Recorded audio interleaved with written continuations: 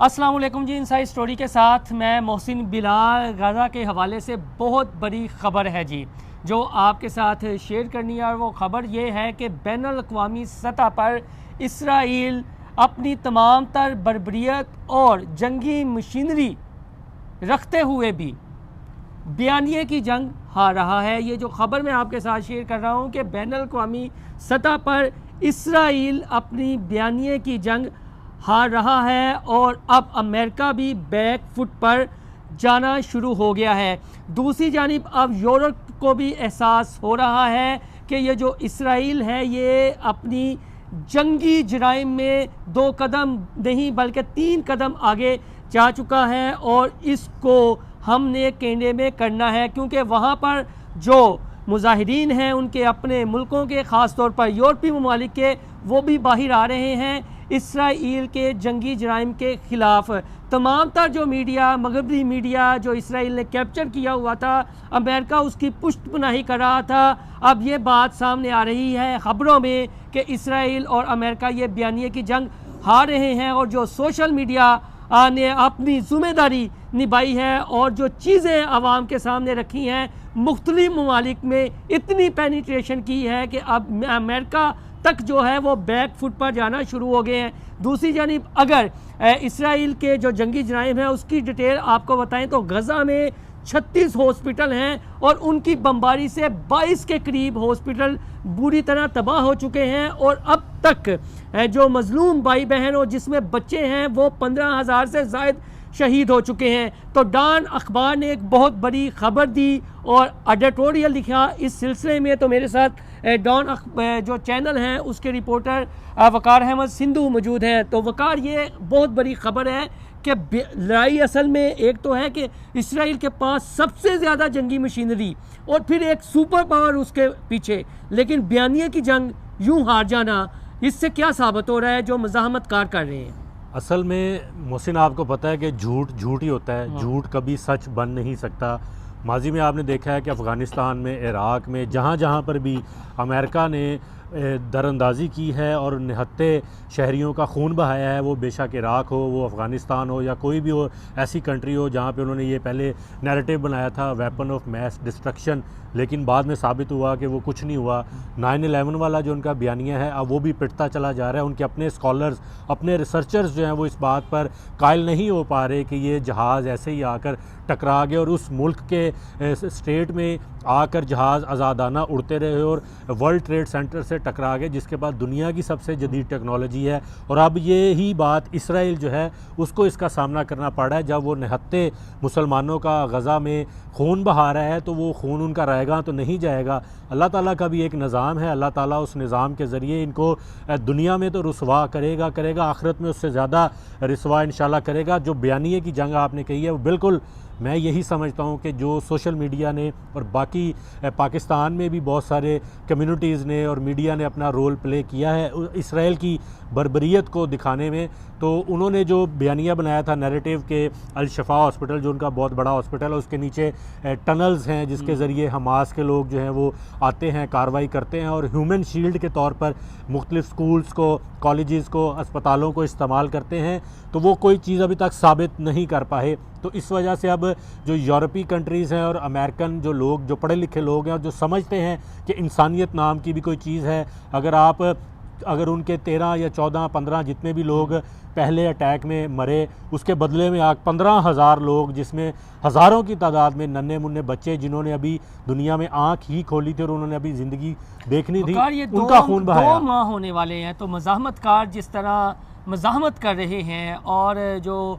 हौसी आर्मी के हवाले से भी अब ये बात सामने आई है, यमनी आर्मी के हवाले से भी, कि उनके भी जो मज़ाहमतकार हैं, जो रज़ाकार हैं, वो जिस तरह इसराइली फ़ौज का मुकाबला कर रहे हैं, उनके टैंक उड़ा रहे हैं। तो ये एक चीज़ 2 माह होने वाले हैं इस चीज़ को, तो जंग आगे बढ़ती है। तो ये जज्बा आप देख रहे हैं कि ऐसा ही है, और दीगर अरब ममालिक जो हैं वो अभी तक खामोश तमाशाई का रोल क्यों अदा कर रहे हैं? सबसे बड़ी वजह इस वक्त जो इसराइल को, जिसे हम कहते हैं हल्लाशारी, इसी बात की है कि जो OIC है, जो इस्लामी ममालिक की सबसे बड़ी तंजीम है, उनकी जानिब से अभी तक कोई ऐसा ठोस इकदाम नहीं उठाया गया जिसकी वजह से इसराइल को बैक फुट पे जाना पड़े और उसके जितने भी हवारी हैं उनको बैक फुट पे जाना पड़े। जो बात आपने की है हौसी बागियों की या बाकी अल-कुद्स ब्रिगेड की और हमास के मुजाहिदीन की जो वहाँ पर जंग लड़ रहे हैं, अगर ऑन पेपर कंपैरिजन करें तो उनका मुकाबला तो नहीं बनता टेक्नोलॉजी वाइज और वेपन के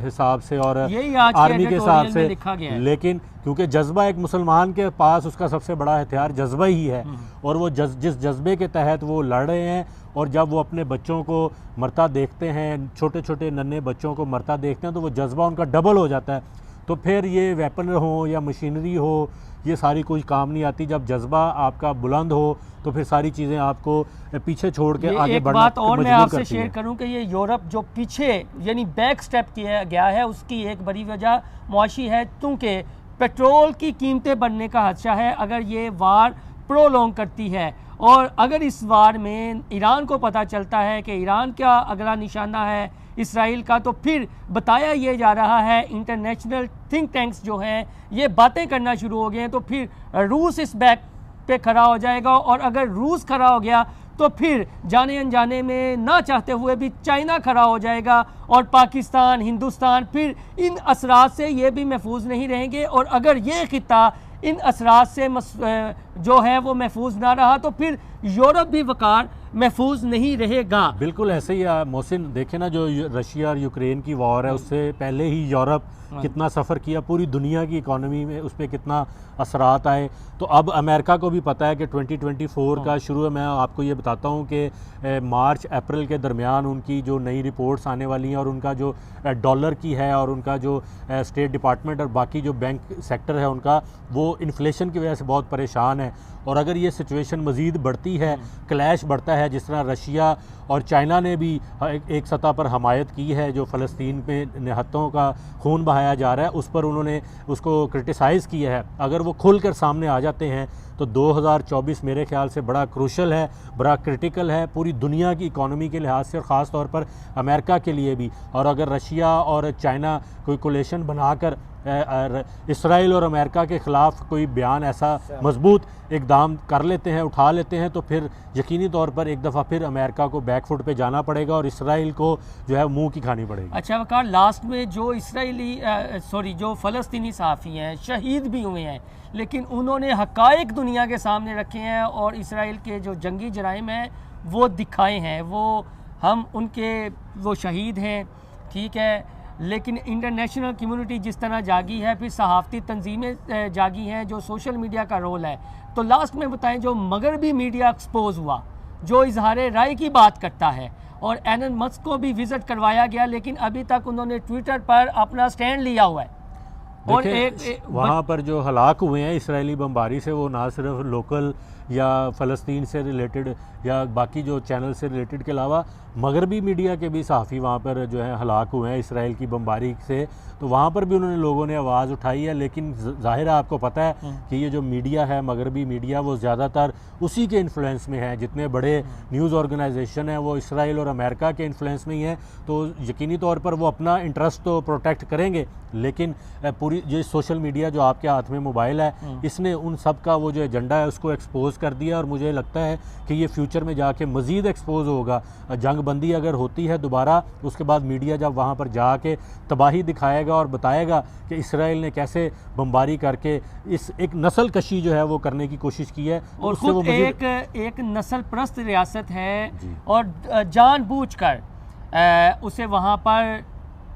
अकोमोडेट किया गया जी। और फ़लस्तीनियों को निकाला। मैंने एक जगह पे पढ़ा भी था, सुना भी था, मुझे नहीं पता कितना ये एक्यूरेट है, लेकिन ये जो इसराइल शहरी आबादियों को तबाह कर रहा है, वहाँ पर जो बमबारी करके इंफ्रास्ट्रक्चर की तबाही कर रहा है, उसके पीछे एक मोटिव उनका ये भी है कि वो एक पूरे इलाके पर कब्ज़ा करके अपनी इकोनॉमिक जो एक्टिविटीज़ हैं उसको बढ़ा के वहाँ पर एक कोई इंडस्ट्रियलाइजेशन करना चाहता है, कोई इस तरह की चीज़ें करना चाहता है जिसकी वजह से जो फ़लस्तीनी हैं वो गज़ा की पट्टी छोड़कर किसी और इलाके में मुंतकिल हो जाएँ। वहाँ पर भी वो अपना कब्ज़ा करें। उसके बाद जिस तरह वहाँ पर उन्होंने आबादकारियाँ की जो इसराइल के ज़ेरे तसल्लुत या ज़ेरे कंट्रोल इलाके हैं, वो यहाँ पर भी आके उसी तरह इलाके को कंट्रोल करके वहाँ पर इकनॉमिक जो एक्टिविटीज़ हैं उसके लिए कोई बड़ी प्रोजेक्ट उनका ज़ेरे गौर है। इसके हवाले से रिसर्चर्स आप अगर नेट पे सर्च भी करेंगे तो आपको मिल जाएगा। मैंने इंशाअल्लाह ताला हमारी कोशिश होगी डेटे के साथ कुछ और इंफॉर्मेशन आप तक पहुंचाई जाए कि जिस तरह मज़ाहमत कार